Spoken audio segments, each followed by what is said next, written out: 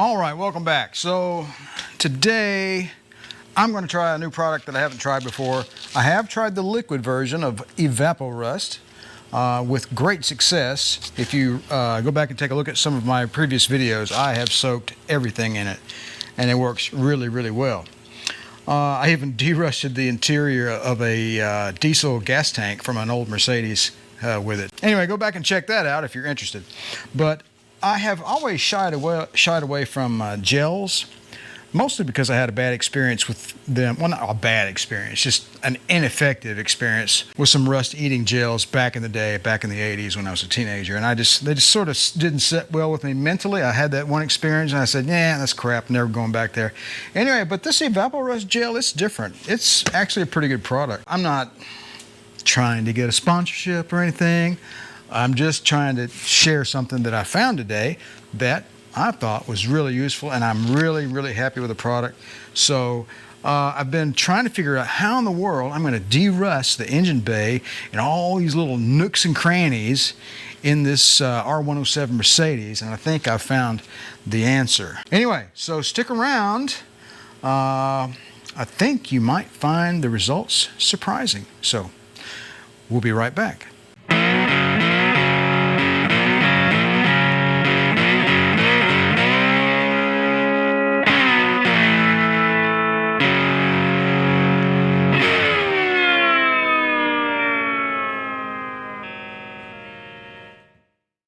Got some light on the subject, and got our stuff here. See it? Look at this. See how viscous that is? It's really bad. So I can't hardly do that with this stupid hand. So I guess I could use my other hand. Let's try that.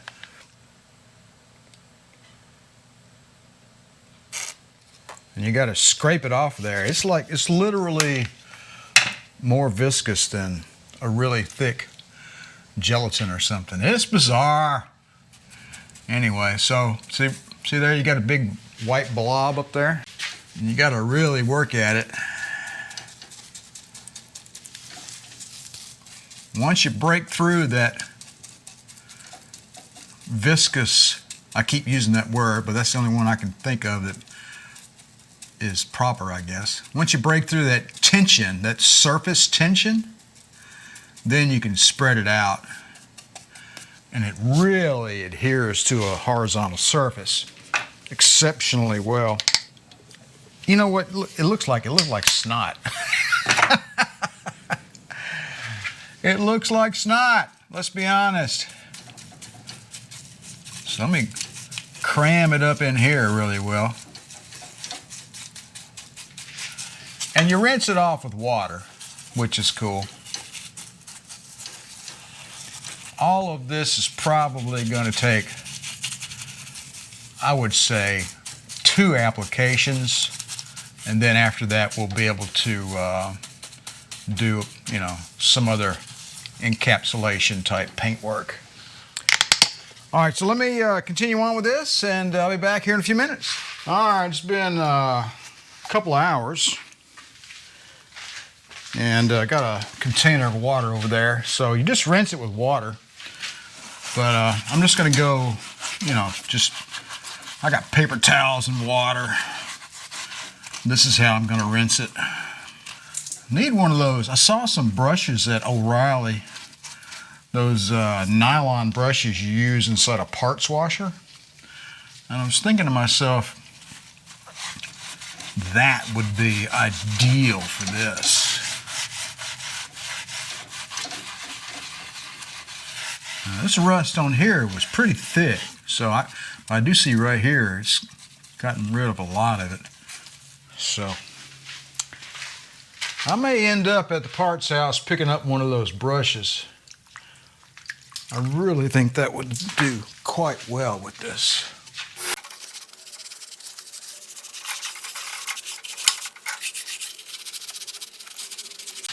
Now, I could go grab the water hose. I think maybe I might have let it stay on there a little too long. Let's see. I think the amount of time you let it stay on there depends on how thick the rust is and the ambient temperature and I guess you probably don't want to let it dry on there, would be my guess. And the stuff that's left on there, I've found in other places is pretty dang loose. And then when you take that long brass brush on a drill and get after it, it really, it does a lot of good. So yeah. I mean, this is looking tremendously better just by doing this. Let me air dry this, and then I'm going to get the brush after it, and we'll see how well we did.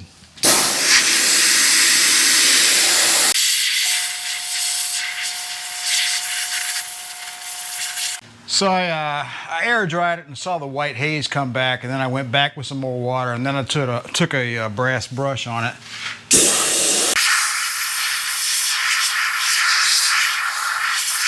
And I think you can tell that, you know, we've done a tremendous amount of good. I'm really impressed with this Evap-O-Rust gel product. I really, really am. So let me do another second dose of water, and then we're going to get the drill out.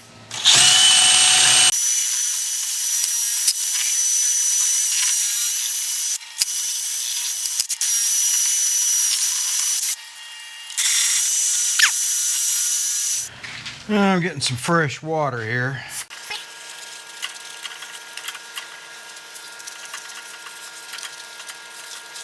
Now this part right here, I didn't have the stuff on this part right here, so.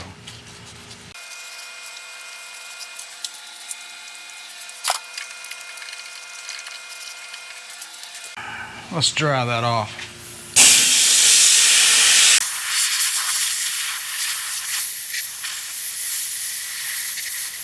Still got some of that white snot back in there. I guess that's not going to hurt anything.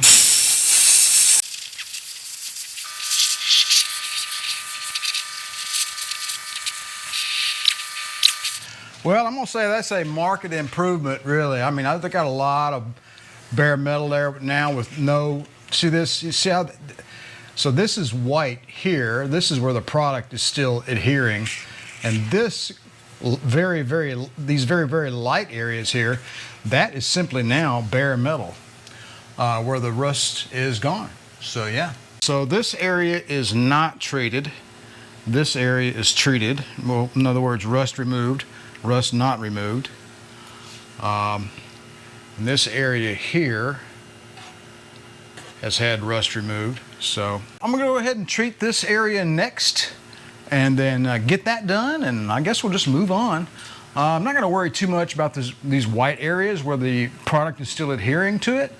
I'll probably get after it with the wire brush some more in the future, and then ultimately it'll get coated with other chemicals, Pour 15, top coat, and all that. So it just won't matter. So I'm just trying to prevent structural damage, and then ultimately we'll apply a top coat color that'll make this engine bay look really, really nice. So anyway, let me go ahead and do this one. I'm not going to let it sit on. I'll let this sit for 2 hours. I'm only going to let this sit for an hour next and see what the change is and how the product behaves. All right, so you can tell where the area I did this time. And so yeah, hadn't been quite an hour. Figured I wouldn't let it sit on there quite this long this time, so it's been about 50 minutes. Let's get some water on that. You know, I think putting water on it and then scrubbing with a little brush might be a better way to go about it. Let's try that.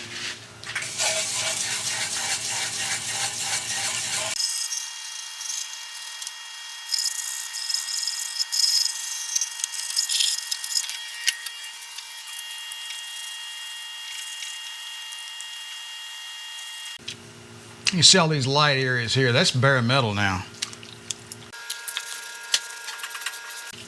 And the more I've been trying to reapply over here as well, each time I do it, it just gets better and better. So if you were to put, say, if you were to do this like 3 or 4 times on a severely corroded unit, I think your results would be really good. But I don't think we're going to go that far.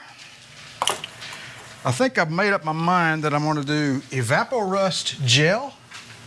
This is going to be my procedure here for the engine bay. Evap-O-Rust GEL, follow up with Eastwood's metal prep.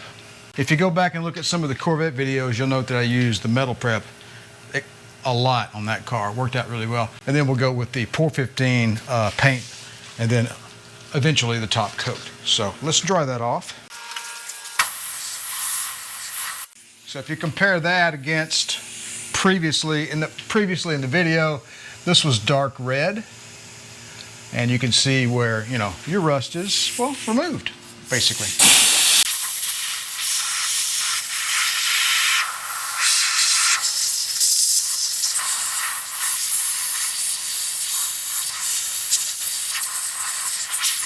All right, there you go, folks. Evap-O-Rust GEL. Excellent, excellent product. I'm really very, very pleased with that. All right, well, there you go, folks. Evap-O-Rust GEL for vertical surfaces.